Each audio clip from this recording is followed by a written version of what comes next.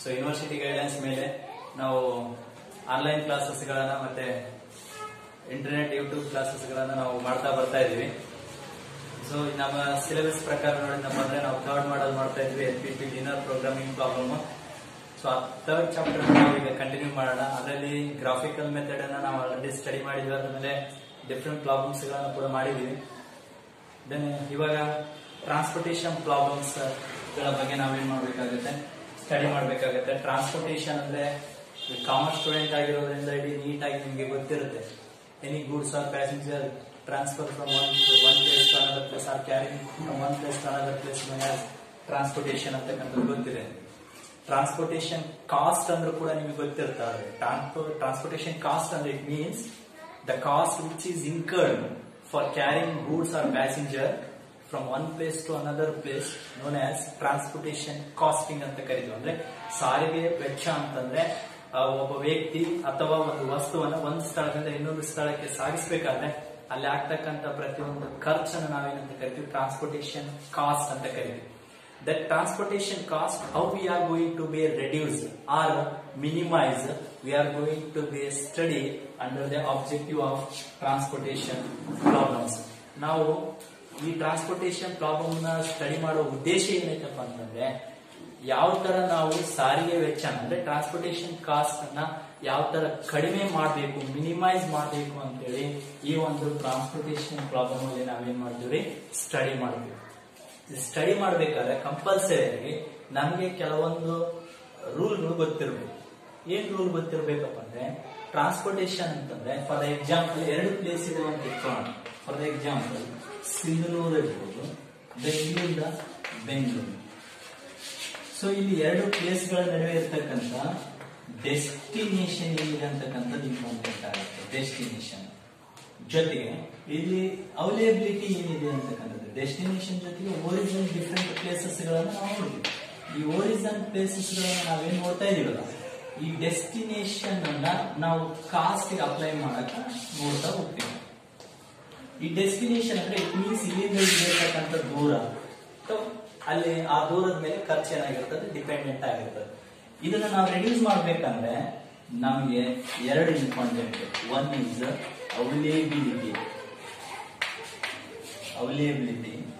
ಇನ್ನೊಂದು ರಿಕ್ವೈರ್ಮೆಂಟ್. ಇವೆರಡು ಬಗ್ಗೆ ನಮ್ಗೆ ಗೊತ್ತಿರಬೇಕು. ಅಂದ್ರೆ ಇಟ್ ಮೀನ್ಸ್ ಅವೈಲೇಬಿಲಿಟಿ ಅಂದ್ರೆ ಇಟ್ ಮೀನ್ಸ್ ಸಪ್ಲೈ, ರಿಕ್ವೈರ್ಮೆಂಟ್ ಅಂದ್ರೆ ಇಟ್ ಮೀನ್ಸ್ ಡಿಮ್ಯಾಂಡ್. ಮಾರ್ಕೆಟ್ಗೆ ಎಷ್ಟು ಡಿಮ್ಯಾಂಡ್ ಇದೆ, ಆ ಡಿಮ್ಯಾಂಡ್ ಅನ್ನ ಫುಲ್ಫಿಲ್ ಮಾಡ್ಲಿಕ್ಕೆ ನಾವು ಗೂಡ್ಸ್ ಗಳನ್ನ ಎಷ್ಟು ಸಪ್ಲೈ ಮಾಡ್ತಾ ಇದ್ದೀವಿ. ಅಂದ್ರೆ ನಮ್ಮ ಕಂಪ್ನಿಯಿಂದ ಮಾತ್ರ ನಾವು ಅವೈಲೇಬಿಲಿಟಿ ಇದ್ದಾಗ ಮಾತ್ರ ಸಪ್ಲೈ ಮಾಡಕ್ ಸಾಧ್ಯ ಅಲ್ಲ. ಸೊ ಹಂಗಾಗಿ ಇಲ್ಲಿ ನಾವೇನ್ ಹೇಳ್ತೀವಿ, supply and demand, availability or requirement. ಇವೆರಡನ್ನ ಯಾವ ತರ ಬ್ಯಾಲೆನ್ಸ್ ಮಾಡಬೇಕು, ಆ ಬ್ಯಾಲೆನ್ಸ್ ಮಾಡೋದು ಬಂತು ಅಂದ್ರೆ ಅವೆರಡು ಬ್ಯಾಲೆನ್ಸ್ ಮಾಡಿದ್ರೆ ಆಟೋಮೆಟಿಕ್ ಟ್ರಾನ್ಸ್ಪೋರ್ಟೇಷನ್ ಕಾಸ್ಟ್ ಏನಾಗುತ್ತೆ, ಕಡಿಮೆ ಆಗುತ್ತೆ. ಅಲ್ಲಿ ನಮಗೆ ಈ ಟ್ರಾನ್ಸ್ಪೋರ್ಟೇಷನ್ ಪ್ರಾಬ್ಲಮ್ಸ್ ಗೆ ನಮಗೆ ಸೊಲ್ಯೂಷನ್ ಸಿಗುತ್ತೆ. ಸೊ ಹಾಗಾಗಿ transportation problem it is indicates that to determine the transport cost on the shipment of amount based on availability and requirement ಅಂತ ಹೇಳ್ತೀವಿ. ಅಂದ್ರೆ ಅವೈಲೇಬಿಲಿಟಿ ಮತ್ತೆ ರಿಕ್ವೈರ್ಮೆಂಟ್ ಇದ್ರ ಬೇಸ್ಡ್ ಮೇಲೆ ನಾವು ಟ್ರಾನ್ಸ್ಪೋರ್ಟೇಷನ್ ಪ್ರಾಬ್ಲಮ್ ಅನ್ನ ಯಾವ ತರ ಸಾಲ್ವ್ ಮಾಡ್ಬೇಕನ್ನೋದ್ರಲ್ಲಿ ನೋಡ್ತೀವಿ. ಒಂದು, ಈ ಟ್ರಾನ್ಸ್ಪೋರ್ಟೇಷನ್ ಅಲ್ಲಿ ನಾವು ಟ್ರಾನ್ಸ್ಪೋರ್ಟೇಷನ್ ಪ್ರಾಬ್ಲಮ್ಸ್ ಅಲ್ಲಿ ಮೇಜರ್ ಆಗಿ 2 ಟೈಪ್ಸ್ ಗಳನ್ನ ನಾವು ನೋಡ್ತೀವಿ. One is balanced TP, transportation ಅಂತ ಕರಿತೀವಿ. ಟಿಪಿ ಅಂದ್ರೆ ಮತ್ತೆ ಶಾರ್ಟ್ ಕಟ್ ಆಗಿ ಕನ್ಫ್ಯೂಸ್ ಆಗಬೇಡಿ. ಬ್ಯಾಲೆನ್ಸ್ಡ್ ಟಿಪಿ, ಇನ್ನೊಂದು ಅನ್ಬ್ಯಾಲೆನ್ಸ್ಡ್ ಟಿಪಿ ಅಂತೇಳಿ. Unbalanced TP it means balanced TP and unbalanced TP ಬಗ್ಗೆ ನಿಮಗೆ ಗೊತ್ತಾಗಬೇಕಾದ್ರೆ ನಿಮಗೆ ಒಂದು ಜನರಲ್ ಫಾರ್ಮ್ ಬಗ್ಗೆ ಗೊತ್ತಿರಬೇಕು. ಏನಿದೆ ಅಂದ್ರೆ transportation general form. General form of TPM transportation ಪ್ರಾಬ್ಲಮ್ಗೆ ಒಂದು ಜನರಲ್ ಫಾರ್ಮ್ ಇದೆ. ಆ ಫಾರ್ಮೇಶನ್ ಹೆಂಗಿರುತ್ತಂದ್ರೆ, for example dependent on row ಮತ್ತೆ ಕಾಲಮ್ಸ್ ಮೇಲೆ ಡಿಪೆಂಡೆಂಟ್ ಇರುತ್ತೆ. ರೋ ಮತ್ತೆ ಕಾಲಮ್ ಯಾವ ತರ ಇರುತ್ತೆ ಅಂದ್ರೆ, for example destination Then next origin.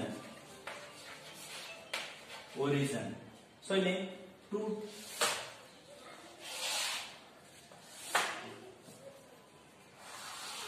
then ಈ ಕಡೆ supply. Next demand and supply ಗೆ ಒಂದು ಡಿನೋಟೆಡ್ ನೇಮ್ ಕೊಡೋಣ.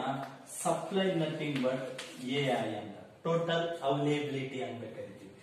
ಡಿಮ್ಯಾಂಡ್ ನಥಿಂಗ್ ಬಟ್ ಇದಕ್ಕೊಂದು ನೇಮ್ ಕೊಡೋಣ BJ ಅಂತ, ಅಂದ್ರೆ ಟೋಟಲ್ ರಿಕ್ವೈರ್ಮೆಂಟ್ಗೂ ಸಪ್ಲೈಗೂ ಯಾವ ತರ ಬ್ಯಾಲೆನ್ಸ್ ಮಾಡುತ್ತೆ ಅನ್ನೋದನ್ನ ಈ ಒಂದು ಜನರಲ್ TP ಅಲ್ಲಿ ನಮಗೆ ಗೊತ್ತಾಗುತ್ತೆ. ಜನರಲ್ ಫಾರ್ಮ್ ಅಲ್ಲಿ ಇಲ್ಲಿ ರೋ ಮತ್ತೆ ಕಾಲಮ್ ಅನ್ನ ನಾವು ಕರೆಕ್ಟ್ ಆಗಿ ನೋಡಬೇಕಾಗುತ್ತೆ, ಅನಾಲಿಸಿಸ್ ಮಾಡ್ಕೋಬೇಕಾಗುತ್ತೆ.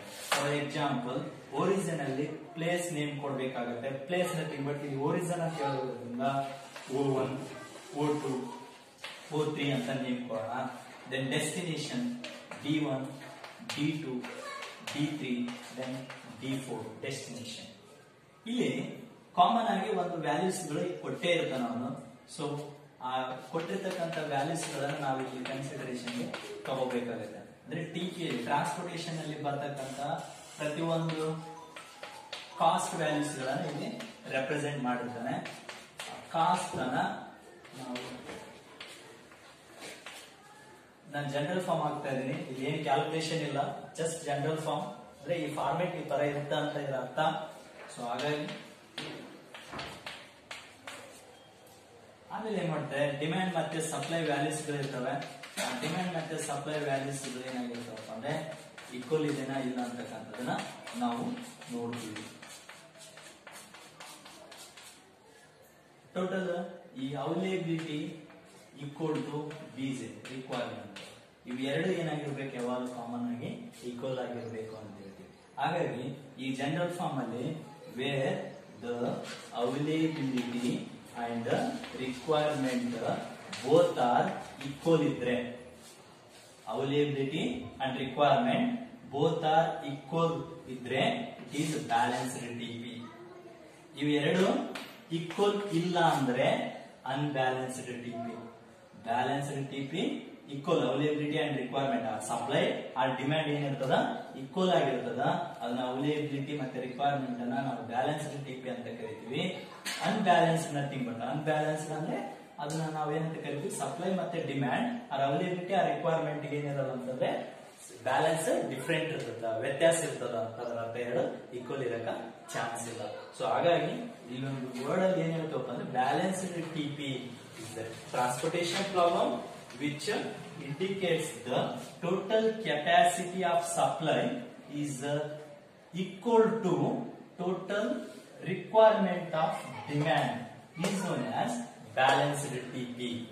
Unbalanced TP nothing but the total capacity of supply not equal to, it indicates that not equal to total capacity of demand is called unbalanced TP. You got it?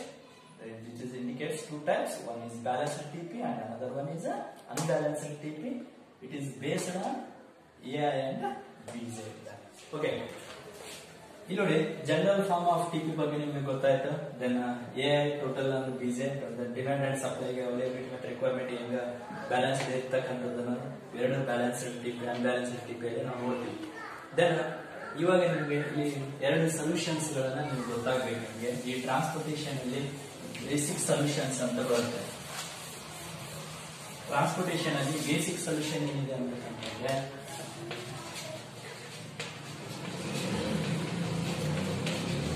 basic solution. The feasible solution indicates the number of row and columns. Representation of m plus n minus 1 ಅಂತ ಕರೀತೀವಿ ನಾವು. m plus n minus 1 set of settings ಗಳನ್ನು ನಾವು ಮಾಡಬೇಕಾದ್ರೆ, m plus n minus 1 settings ಅನ್ನು ಮಾಡಬೇಕಾದ್ರೆ ಅಲ್ಲಿ basic solution ಬಗ್ಗೆ ನಾವು ಗೊತ್ತಿರಬೇಕಾಗುತ್ತೆ. ಈ ಬೇಸಿಕ್ ಸೊಲ್ಯೂಷನ್ ಅಂತ ಬಂದಾಗ ಮೇಜರ್ ಆಗಿ ಡಿಜೆನರೇಟೆಡ್ ಸೊಲ್ಯೂಷನ್ ಅಂತ ಬರುತ್ತೆ.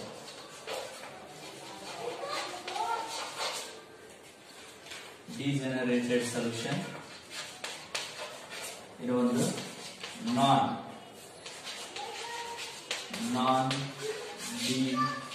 generated, non-degenerated solution. Degenerated solution and non-degenerated solution. Two types ಆಗಿರತಕ್ಕಂತ ಬೇಸಿಕ್ ಸೊಲ್ಯೂಷನ್ಸ್ ಅನ್ನು ನಾವು ಅದರಲ್ಲಿ ನೋಡ್ತೀವಿ. ಈ ಟ್ರಾನ್ಸ್ಪೋರ್ಟೇಷನ್ ಪ್ರಾಬ್ಲಮ್ಸ್ ಗಳಲ್ಲಿ ನೋಡ್ತೀವಿ. ಈ ಡಿಜೆನರೇಟೆಡ್ ಸೊಲ್ಯೂಷನ್ ಅಂದ್ರೆ the number of positive allocations are not equal to m plus n minus 1. Correct ಆಗಿ ಅರ್ಥ ಮಾಡ್ಕೊಳ್ಳಿ. Degenerated solution means the number of positive allocations are not equal to m plus n minus 1 is called degenerated solution. Non-degenerated solution means the number of positive allocations are equal to m plus n minus 1 is called non-degenerated solution. Once again ಹೇಳ್ತಾ ಇದೀನಿ, confuse ಆಗಬೇಡಿ. Degenerated solution nothing but the number of positive allocations are not equal to m plus n minus 1, known as degenerated solution. Non-degenerated means the number of positive allocations are equal to m plus n minus 1 is called non-degenerated solution. Is it got it? Okay, come to the point. After knowing the degenerated and non-degenerated solution, we are going to solve a small example problems. Okay na? Okay. Let's continue. ಈ transportation problems ಅಲ್ಲಿ ನಿಮ್ಗೆ already ನಾನು ಹೇಳಿದಂಗ methods ಗಳು ಬರ್ತವೆ. ಆ methods ಗಳನ್ನ ನೀವು detail ಆಗಿ ಸ್ಟಡಿ ಮಾಡಬೇಕಾಗುತ್ತೆ. ಅವು ಯಾವ ಮೆಥಡ್ಸ್ ಇದಾವೆ ಅಂತಂದ್ರೆ, ಒಂದು NWCR, then second method MM method ಅಂತ ಕರಿತೀವಿ. ಅಂದ್ರೆ ಮ್ಯಾಟ್ರಿಕ್ಸ್ ಅನ್ನ ಯಾವ ತರ ರೆಡ್ಯೂಸ್ ಮಾಡ್ತೀವಿ ಅಥವಾ ಮಿನಿಮಮ್ ಮಾಡ್ತಾ ಹೋಗ್ತೀವಿ. ಸೊ ಹಾಗಾಗಿ ಮ್ಯಾಟ್ರಿಕ್ಸ್ ಮಿನಿಮಮ್ ಮೆಥಡ್ ಅಂತ ಕರಿತೀವಿ. ಇನ್ನೊಂದು NWCR and third method is VAM ಅಂದ್ರೆ ವೋಗಲ್ ಅಪ್ರಾಕ್ಸಿಮೇಷನ್ ಮೆಥಡ್. ಈ ಮೂರು ಮೆಥಡ್ ಅನ್ನು ನಾವು ಎಲ್ಲಿ ಸ್ಟಡಿ ಮಾಡ್ತೀವಪ್ಪ ಅಂತಂದ್ರೆ ಈ ಟ್ರಾನ್ಸ್ಪೋರ್ಟೇಷನ್ ಪ್ರಾಬ್ಲಮ್ ಅಲ್ಲಿ ಸ್ಟಡಿ ಮಾಡ್ತೀವಿ. Let's begin. ನಾವು ಫಸ್ಟ್ ಮೆಥಡ್ ಏನಿದೆಲ್ಲ NWCR, ಇದ್ರ ಬಗ್ಗೆ ನಾವು ಡೀಟೇಲ್ ಆಗಿ ಸ್ಟಡಿ ಮಾಡ್ತಾ ಹೋಗೋಣ ಅಂತ. NWCR ಅಂತಂದ್ರೆ ನಾರ್ತ್ ವೆಸ್ಟ್ ಕಾರ್ನರ್ ರೂಲ್ ಅಂತ ಕರಿತೀವಿ. ನಾರ್ತ್ ಟು ವೆಸ್ಟ್ ಅನ್ನ ನಾವು ಸಾಲ್ವ್ ಮಾಡ್ತಕ್ಕಂಥದ್ದು, ಅಂದ್ರೆ ಒಂದು ಮ್ಯಾಟ್ರಿಕ್ ಅನ್ನ ನಾರ್ತ್ ಟು ವೆಸ್ಟ್ ಕಾರ್ನರ್ ಅಲ್ಲಿ ನಾವೇನ್ ಮಾಡ್ತೀವಿ, ಸಾಲ್ವ್ ಮಾಡ್ತಾ ಹೋಗ್ತೀವಿ. ಸೊ ಹಾಗಾಗಿ ನಾರ್ತ್ ವೆಸ್ಟ್ ಕಾರ್ನರ್ ರೂಲ್ ಅಂತ ನಾವಿದನ್ನ ಕರಿತೀವಿ ಮೆಥಡ್ ಅಂತ. ಒಂದು ಮ್ಯಾಟ್ರಿಕ್ಸ್ ಅನ್ನ ಹಾಕೋಣ. ಎಕ್ಸಾಂಪಲ್ ಮ್ಯಾಟ್ರಿಕ್ಸ್ ತಗೊಂತೀನಿ ನಾನು. ನಿಮ್ಗೆ ಪ್ರಾಬ್ಲಮ್ ಅಲ್ಲಿ ಕೊಟ್ಟಿರ್ತಾನೆ, ಅಂದ್ರೆ ಸೆಕ್ಷನ್ ಸಿ ದಲ್ಲಿ ನಿಮ್ ಕ್ವಶನ್ ಪೇಪರ್ ಏನ್ ಬರುತ್ತಲ್ಲ ಅದರಲ್ಲಿ ಸೆಕ್ಷನ್ ಸಿ ದಲ್ಲಿ ಯಾವಾಗ ನಿಮ್ಗೆ ಗೊತ್ತಿದೆ ಆಲ್ರೆಡಿ ಕ್ವಶನ್ಗಳು ಎ ಬಿ ಬರ್ತಾವ. ಅದೇ ತರ ಇಲ್ಲಿ ಒಂದು ಟ್ರಾನ್ಸ್ಪೋರ್ಟೇಷನ್ ಮೆಥಡ್ ಏನಿದೆಲ್ಲ ಅದು NWCR ಆಗಿರ್ಬೋದು, ಮ್ಯಾಟ್ರಿಕ್ಸ್ ಮಿನಿಮಮ್ ಮೆಥಡ್ ಆದ್ರೂ ಆಗಿರ್ಬೋದು ಅಥವಾ ವಾಮ್ ಮೆಥಡ್ ಆದ್ರೂ ಆಗಿರ್ಬೋದು. ಇವು ಮೂರಲ್ಲಿ ಒಂದು ಸೆಕ್ಷನ್ ಸಿ ದಲ್ಲಿ ಬರುತ್ತೆ ಕಂಪಲ್ಸರಿ ಪ್ರಾಬ್ಲಮ್, ಒಂದು ಟ್ರಾನ್ಸ್ಪೋರ್ಟೇಷನ್. ಸೊ ಹಾಗಾಗಿ north west corner rule NWCR method ಅನ್ನ ಒಂದು ಎಕ್ಸಾಂಪಲ್ ಪ್ರಾಬ್ಲಮ್ ಅನ್ನ ನಾನು ಹಾಕ್ತಾ ಹೋಗ್ತೀನಿ. Destination then place. ಸೊ ಇದೇನಾಗುತ್ತೆ, place P1, P2, P3, then destination ಅಂತ ಬಂದಾಗ D1, D2, D3, D4. One thing ನೆನ್ಪಿಟ್ಕೊಳ್ಳಿ, number of row and number of columns ಏನ್ ಬರ್ತಾವಲ್ಲ, number of columns, number of row, ಇವೆರಡು ಈಕ್ವಲ್ ಇರ್ಬೇಕಂತಕ್ಕಂಥ ರೂಲ್ ಇಲ್ಲ ಎಲ್ಲಿ, ಟ್ರಾನ್ಸ್ಪೋರ್ಟೇಷನ್ ಅಲ್ಲಿ. ಬಟ್ ನಾವು ಅಸೈನ್ಮೆಂಟ್ ಮೆಥಡ್ ಅನ್ನು ಸ್ಟಡಿ ಮಾಡಿದ್ರೆ ಅಥವಾ ಅಸೈನ್ಮೆಂಟ್ ಪ್ರಾಬ್ಲಮ್ಸ್ ಅನ್ನು ಸ್ಟಡಿ ಮಾಡಿದ್ರೆ ಅಲ್ಲಿ compulsory number of row and column ಅನ್ನ ನಾವು ಈಕ್ವಲ್ ಮಾಡ್ಕೊಂಡು ಸ್ಟಡಿ ಮಾಡಬೇಕು ಅನ್ನೋ ರೂಲ್ ಐತೆ. ಬಟ್ ಇಲ್ಲಿ ಟ್ರಾನ್ಸ್ಪೋರ್ಟೇಷನ್ ಗೆ ಆತರ ರೂಲ್ ಏನಿಲ್ಲ. ನಾವೇನ್ ಮಾಡಬಹುದು ಅಂತಂದ್ರೆ ಈ ಎರಡು supply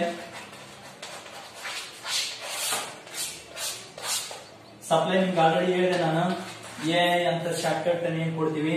then next demand nothing but BJ, ಇದು ನಾವೇ ಡಿನೋಟೆಡ್ ನೇಮ್ ಕೊಟ್ಟಿದೀವಿ. ಸೊ ಇದ್ರ ಪ್ರಕಾರ ಬಂದ್ರೆ ಪ್ಲೇಸ್ ಅಲ್ಲಿ P1 P2 P3 ರೋ ಆಗಿರ್ತವೆ. Destination D1 D2 D3 D4 ಇವು ಕಾಲಮ್ಸ್ ಆಗಿರ್ತವೆ. ಇಲ್ಲಿ n ನಂಬರ್ ಆಫ್ ಕಾಲಮ್ಸ್ ಅಂತ ಕರಿತೀವಿ. m ಅಂತಂದ್ರೆ ನಂಬರ್ ಆಫ್ ರೋ. ಅರ್ಥ ಮಾಡ್ಕೊಳ್ರಿ, m ಅಂದ್ರೆ ನಂಬರ್ ಆಫ್ ರೋ, n ಅಂದ್ರೆ ನಂಬರ್ ಆಫ್ ಕಾಲಮ್. ಸೊ ಹಾಗಾಗಿ the rule of m plus n minus 1, ಅರ್ಥ ಮಾಡ್ಕೊಳ್ಳಿ, the rule of m plus n minus 1 basic solution ಅನ್ನು ಅಪ್ಲೈ ಮಾಡ್ಲಿಕ್ಕೆ ನಾವೇನ್ ಮಾಡ್ತೀವಿ, ಕನ್ಸಿಡರ್ ಮಾಡ್ತೀವಿ. ಬೇಸಿಕ್ ಸೊಲ್ಯೂಷನ್ ಅನ್ನು ಕನ್ಸಿಡರ್ ಮಾಡ್ಬೇಕಾದ್ರೆ m plus n minus 1 applicable ಮಾಡ್ತೀವಿ. ಅಪ್ಲಿಕೇಬಲ್ ಮಾಡ್ತಕ್ಕಂಥದ್ದು m ಅಂದ್ರೆ number of row and n ಅಂದ್ರೆ number of columns. m plus n minus 1 is equal to ಅಂತ ಬಂದ್ರೆ it's may be degenerated solution or non degenerated solution.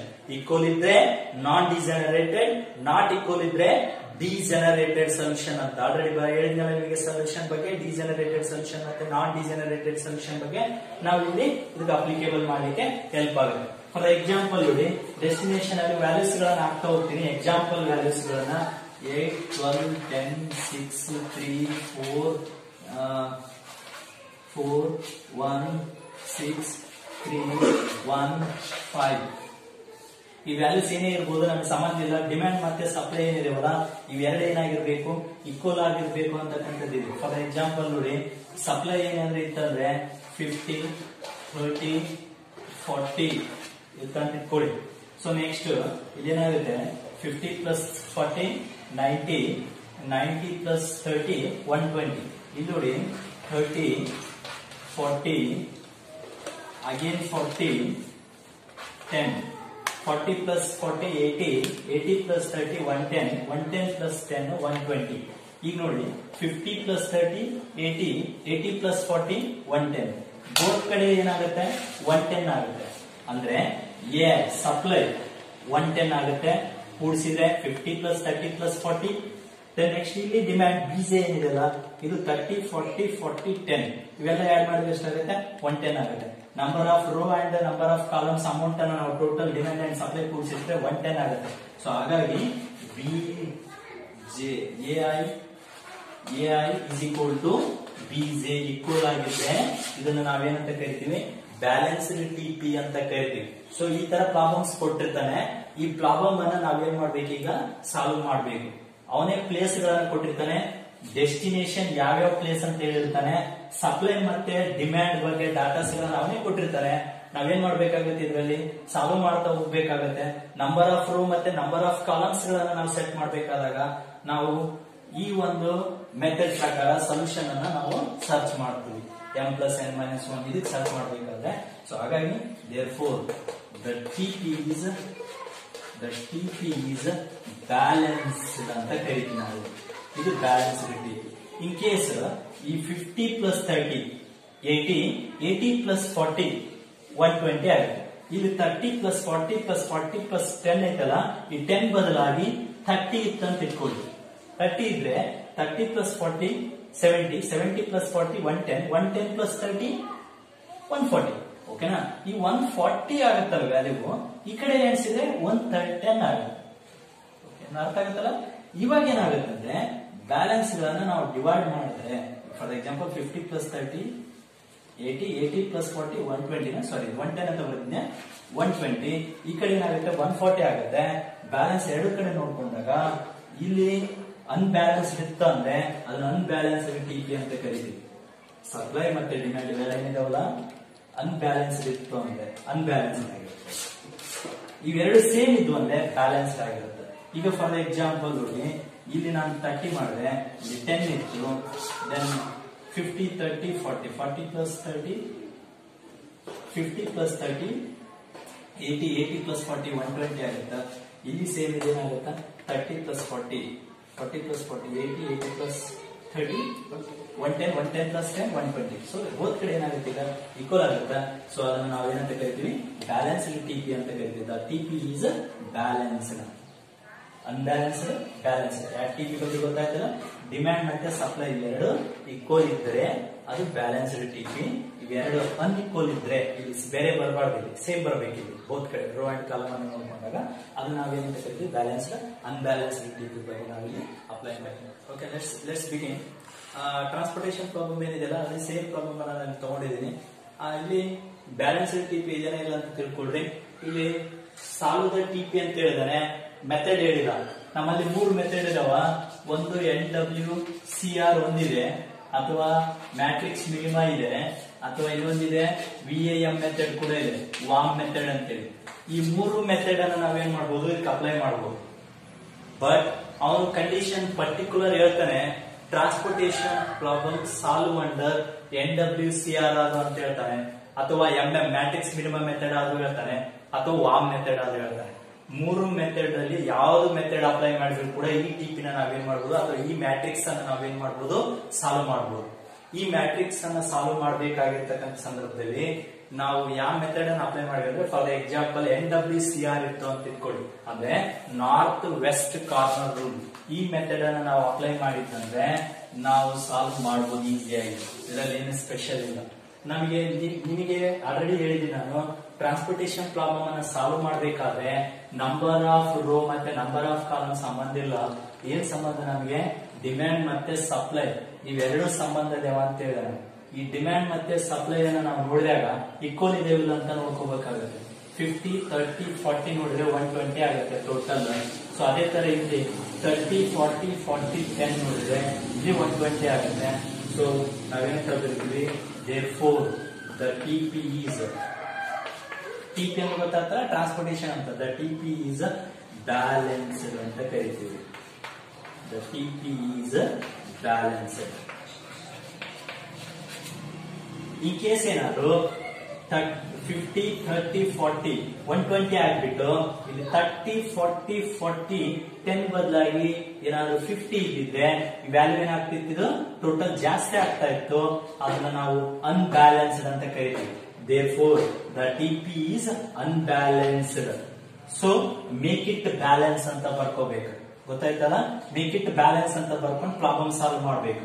ಇಲ್ಲಿ ಆ ತರದ್ದು ಏನ್ ಪ್ರಾಬ್ಲಮ್ ಇಲ್ಲ. ಇಲ್ಲಿ ನೀಟ್ ಆಗಿದೆ. ಎರಡು ಕಡೆ ನೋಡಿದ್ರೆ ರೋ ಅಂಡ್ ಕಾಲಮ್ ಅಂದ್ರೆ ಸಪ್ಲೈ ಮತ್ತೆ ಡಿಮ್ಯಾಂಡ್ ಅನ್ನ ನಾವು ನೋಡಿದ್ನಪ್ಪ ಅಂತಂದ್ರೆ ಕರೆಕ್ಟ್ ಅಮೌಂಟ್ ಆಗ್ತಾ ಇದೆ ಬೋತ್ ಕಡೆ.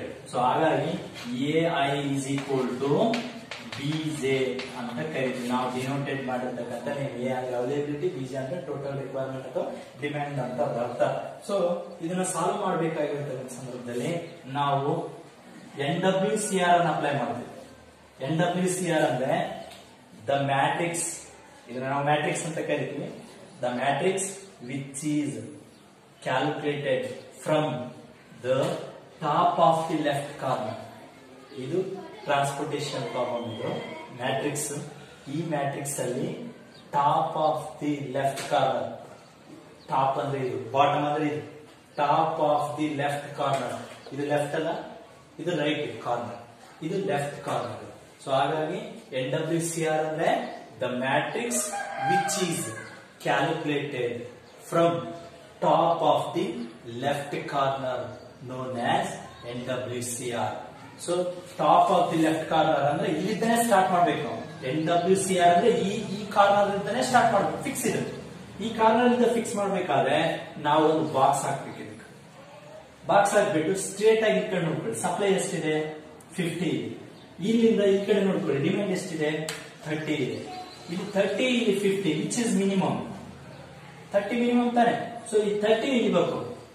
30 ಇಲ್ಲಿ ಕೊಟ್ಟು ಇಲ್ಲ, ಇದು ಆಟೋಮೆಟಿಕ್ ಏನಾಯ್ತು, 0 ಆಯ್ತು. ಇಲ್ಲಿ ಬ್ಯಾಲೆನ್ಸ್ ಎಷ್ಟು ಉಳಿತು, 20 ಉಳಿತು.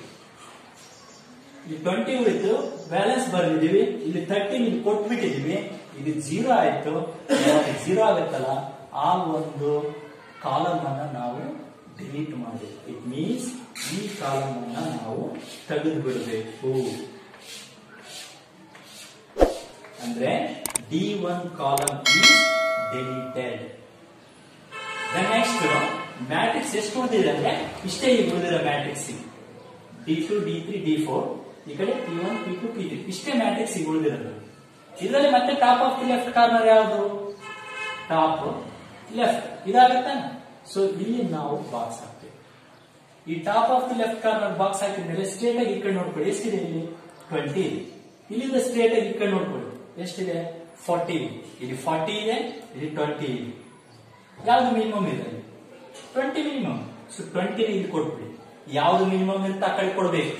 20 ಮಿನಿಮಮ್ ಇದೆ, 20 ಕೊಟ್ಬಿಡಿ. ಇದೇನಾಯ್ತು 0 ಆಯ್ತು. ಇಲ್ಲಿ ಬ್ಯಾಲೆನ್ಸ್ ಎಷ್ಟು ಉಳಿತು? 20 ಉಳಿತು. 20 ಬ್ಯಾಲೆನ್ಸ್ ಬರ್ಕೋಬೇಕು. ಇದು 0 ಆಯ್ತಲ್ಲ, ಆ ಒಂದು ರೋನ ನಾವೇನ್ ಮಾಡ್ಬೇಕು?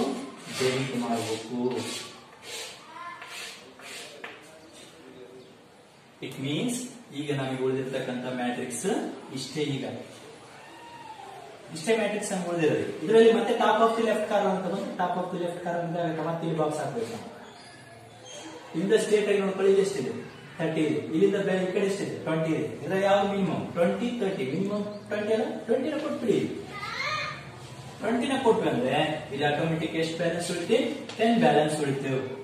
ಇಲ್ಲಿ 10 ಬ್ಯಾಲೆನ್ಸ್ ಹೋದಾಗ ಇಲ್ಲಿ 20 ಇದೆಯಲ್ಲ, ಇದೇನ್ ಮಾಡ್ಬೇಕು? ಈಗ 0 ಮಾಡ್ಬೇಕು. ಇದು 0 ಆಯ್ತಾ? ಆಟೋಮೆಟಿಕ್ ಇದೇನಾಯ್ತು? ಡೆಲಿಟ್ ಆಯ್ತು. It means D2 deleted. Then next ಉಳಿದಿರ್ಬೇಕಂದ್ರೆ ಮ್ಯಾಟ್ರಿಕ್ಸ್ ಇಷ್ಟೇ. Top of the left corner ಯಾವ್ದು? ಮತ್ತೆ ಇದು ಬಾಕ್ಸ್ ಆಗ್ಬೇಕು.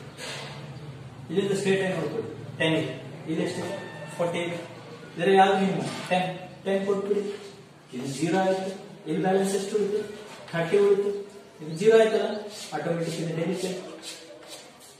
P2 ಆಯ್ತು. ಈ ಬ್ಯಾಲೆನ್ಸ್ ಉಳಿದಿರ್ತಕ್ಕಂಥ ಮ್ಯಾಟ್ರಿಕ್ಸ್ ಇಷ್ಟೇ. ಈ matrix top of the left corner ಆಗುತ್ತೆ. ಬಾಕ್ಸ್ ಹಾಕಿ ಇಲ್ಲಿ ಎಷ್ಟಿದೆ? 30 ಇದೆ, ಇಲ್ಲಿ 40 ಇದೆ. 30 ಕೊಟ್ಬಿಡಿ. ಇದು 0 ಆಯ್ತು. ಇಲ್ಲಿ ಬ್ಯಾಲೆನ್ಸ್ ಎಷ್ಟು ಹೋಯ್ತು? 10. ಇದು 0 ಆಯ್ತಾ? ಇದು ಡೆಲಿಟೆಡ್ ಅಂದ್ರೆ D3 ಡೆಲಿಟೆಡ್. ಈಗ ಉಳಿದಿರೋದು ಒಂದೇ. ಈಗ ಬಾಕ್ಸ್ ಹಾಕ್ಬೇಕು. ಈಗ ಬಾಕ್ಸ್ ಹಾಕಿದಾಗ ಇಲ್ಲಿ ವ್ಯಾಲ್ಯೂ ನೋಡ್ಕೊಳ್ಳಿ, 10 ಇದೆ, ಇಲ್ಲಿ 10 ಇದೆ, 10 ಕೊಡ್ತೀವಿ. ಇದು 0, ಇದು 0. ಇದು ಎಂಡ್ ಆಫ್ ದಿಸ್ ಇಯರ್. ಈ ಮ್ಯಾಟ್ರಿಕ್ಸ್ ಅನ್ನ ನಾವೇನ್ ಮಾಡ್ಬೇಕು ಅಂತ, ಡಿಮ್ಯಾಂಡ್ ಮತ್ತೆ ಸಪ್ಲೈ ಬೇಸ್ಡ್ ಮೇಲೆ ಯಾಕಡೆ ಮಿನಿಮಮ್ ಇರುತ್ತಲ್ಲ ಆ ಕಡೆ ಕೊಡ್ಬೇಕು. ಈ ಕಡೆ ಮಿನಿಮಮ್ ಇದ್ರೆ ಈ ಕಡೆ ವ್ಯಾಲ್ಯೂವನ್ನು ಕೊಡ್ಬೇಕು, ಈ ಕಡೆ ಮಿನಿಮಮ್ ಇದ್ರೆ ಈ ಕಡೆ ವ್ಯಾಲ್ಯೂವನ್ನು ಕೊಡ್ಬೇಕು. ಇನ್ನು ಬ್ಯಾಲೆನ್ಸಿಂಗ್ ಫಿಗರ್ ಅನ್ನ ಬರ್ಕೊಂಡು ರೋ ಅಥವಾ ಡೆಲಿಟ್ ಯಾವ್ದು ಡೆಲಿಟ್ ಆಗುತ್ತೆ ನೋಡ್ಕೋಬೇಕು ಕರೆಕ್ಟ್ ಆಗಿ.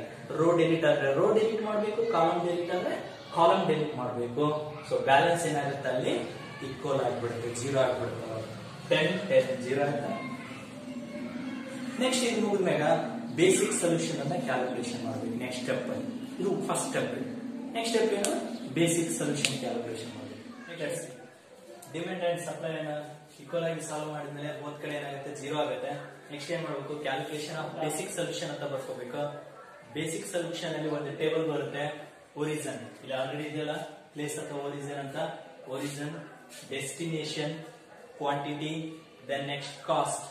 ಇವು 4 ವ್ಯಾಲ್ಯೂಸ್ ಗಳನ್ನ ಬರ್ಕೋಬೇಕಾಗುತ್ತೆ. ನೋಡ್ರಿ, ಕ್ಯಾಲ್ಕುಲೇಷನ್ ಆಫ್ ಬೇಸಿಕ್ ಸೊಲ್ಯೂಷನ್ ಅಂತ ಬರ್ತದೆ. ಬಿ ಸೊಲ್ಯೂಷನ್ ಅಂತ ಬರ್ತದೆ. ಬಿ ಅಂದ್ರೆ ಬೇಸಿಕ್ ಸೊಲ್ಯೂಷನ್ ಅಂತ ಅದರ ಅರ್ಥ. Calculation of basic solution, origin, destination, quantity, then cost. ಬರೆದಾದ್ಮೇಲೆ ಅಕಾರ್ಡಿಂಗ್ ಟು ಕಾಲಮ್ ವೈಸ್ ನೋಡ್ಕೊಂತ ಹೋಗ್ಬೇಕು ನಾವು. Row and column. ಇಲ್ಲಿ 30 ಮತ್ತೆ 8 ಇವೆರಡು ಇಂಟರ್ ಕ್ಲಾಸ್ ಆಗಿರಲ್ಲ. ಇವೆರಡನ್ನ ನಾವೀಗ ಮಲ್ಟಿಫಿಕೇಶನ್ ಮಾಡ್ಬೇಕು. 30 ದೆನ್ 8 ಯಾವ ಕಾಲಮ್ ಅಲ್ಲಿ ಆಗಿದೆ? D1 ದಲ್ಲಿ ಆಗಿದೆ. ಪ್ಲೇಸ್ P1 ನಲ್ಲಿ ಆಗಿದೆ. P1 D1 30 into 8 ಮಾಡಬೇಕು. ಸೊ ಇಲ್ಲಿ ಒರಿಜಿನ್ ಅಲ್ಲಿ P1, ಡೆಸ್ಟಿನೇಷನ್ ಅಲ್ಲಿ D1, ಕ್ವಾಂಟಿಟಿ ಏನಾಗಿದೆ 30 into 8. ಹೌದಲ್ಲ? ಓಕೆ. ದೆನ್ 8 3 24 ಅಂದ್ರೆ 240 ಟೋಟಲ್ ಕಾಸ್ಟ್. ದೆನ್ ಅಗೇನ್ ಇಲ್ಲಿ ಆಗಿದೆ 20 12. ಇವೆರಡಕ್ಕೂ ಮಲ್ಟಿಪ್ಲಿಕೇಶನ್ ಮಾಡಬೇಕು. ಈಗ ಇವೆರಡು ಕರೆಸ್ಪಾಂಡಿಂಗ್ ಆಗಿರೋ ವ್ಯಾಲ್ಯೂಸ್. ಇವೆರಡು ಕರೆಸ್ಪಾಂಡಿಂಗ್ ವ್ಯಾಲ್ಯೂಸ್ ಏನಿದಾವಲ್ಲ, D2 P1 D2, the corresponding value is 12 and 20. So 12 into 20. Okay na? 27 227 40 240. Next corresponding ಆಗಿರೋ ವ್ಯಾಲ್ಯೂ. ನೆಕ್ಸ್ಟ್ ಹಾಗೆ ಈ ಕರೆಸ್ಪಾಂಡಿಂಗ್ ಆಗಿದೆ 20 ಮತ್ತೆ 4 ಇವೆರಡು ಕರೆಸ್ಪಾಂಡಿಂಗ್ ಆಗಿದಾವಲ್ಲ. 20 ಮತ್ತೆ 4 ಇವೆರಡು ಕರೆಸ್ಪಾಂಡಿಂಗ್ ಆಗಿದೆ ಇಲ್ಲಿ D2 P2. ಸೊ ಇಲ್ಲಿ ಬರೀಬೇಕು P2 D2 The corresponding value is 20 into 4. 20 into 4 80 24 number. Next again corresponding ಆಗಿರೋದು ಇಲ್ಲಿ 10 into 4 ಇವೆರಡು ಕರೆಸ್ಪಾಂಡಿಂಗ್ ಆಗಿರ್ತಾನೆ 10 ಮತ್ತೆ 4. ಇಲ್ಲಿ ಈ ಕಡೆ ನೋಡ್ಕೊಳ್ಳಿ D3 ಇಲ್ಲಿ P2 D3 10 into 4 40 10 into 4 40. The next corresponding value ಏನಾಗಿದೆ ಇಲ್ಲಿ 30 into 1 D3 P3. ಸೊ ಇಲ್ಲಿ ಬರ್ಕೋಬೇಕು P3 D3 30 into 1 ಮಲ್ಟಿಪ್ಲಿಕೇಶನ್ ಮಾಡಿ 30 into 1 30. The next corresponding value ಇಲ್ಲಿದೆ 10 into 5 ಅಂತ ಬಂದ್ರೆ ಇಲ್ಲಿ D4 ಇದೆ ಇಲ್ಲಿ P3 ಇದೆ. So P3 D4 the corresponding value is 10 into 5 50. Next ಏನ್ ಮಾಡ್ಬೇಕು ಈಗ ಎಲ್ಲ ವ್ಯಾಲ್ಯೂಸ್ ಕರೆಸ್ಪಾಂಡಿಂಗ್ ಆಗಿದ್ದನ್ನು ನಾವು ಬರ್ದೀವಿ ಇಲ್ಲಿ ಬರ್ದಿವಿ. ಇವನ್ನ ನಾವೇನಂತ ಕರಿತೀವಿ ನಂಬರ್ ಆಫ್ ಪಾಸಿಟಿವ್ ಅಲೋಕೇಶನ್ಸ್ ಅಂತ ಕರಿತೀವಿ. The number of positive allocations ಅಂತ ಕರಿತೀವಿ. P1 P2 P3 ಇವೆಲ್ಲ ಬಂದು ಅಂದ್ರೆ ಇಲ್ಲಿ ಕರೆಸ್ಪಾಂಡಿಂಗ್ ಏನಾಗಿದಾವ ವ್ಯಾಲ್ಯೂ ಈ ಕರೆಸ್ಪಾಂಡಿಂಗ್ ಆಗಿರ್ತಕ್ಕಂಥ ವ್ಯಾಲ್ಯೂ ಇಂದ ಬಂದಿದಾವೆ. ಸೊ ಇವು number of positive allocations equal ಇದೆನಾ ಇಲ್ಲ ಅಂತೇಳಿ ಚೆಕ್ ಮಾಡಬೇಕು. Therefore the setting of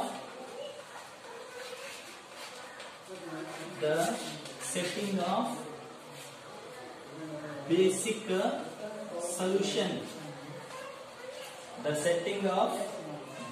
solution m plus n minus 1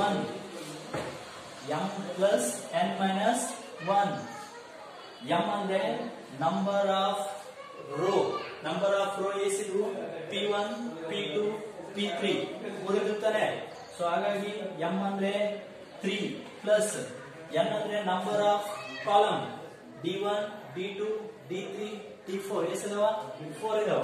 so 4 minus 1 m plus n minus 1 it means 4 plus 3 7 minus 1 6. ಆ 6 ಅನ್ನು ಬರೀಬೇಕು 6. ಈ 6 number of positive allocations equal ಇದಾವ ನೋಡಿ 1 2 1 2 3 4 5 6 ಇದೆ ಇಲ್ಲಿ. setting of m plus n minus 1 is 3 plus 4 7 minus 1 6 ಇದೆ 1 2 3 4 5 6 equal ಇದೆ ಅಲ್ಲ. ಈಕ್ವಲ್ ಇದ್ರೆ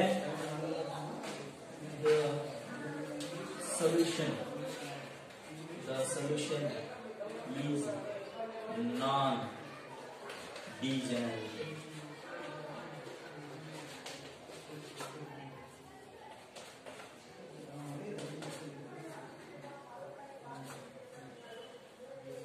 Thank you.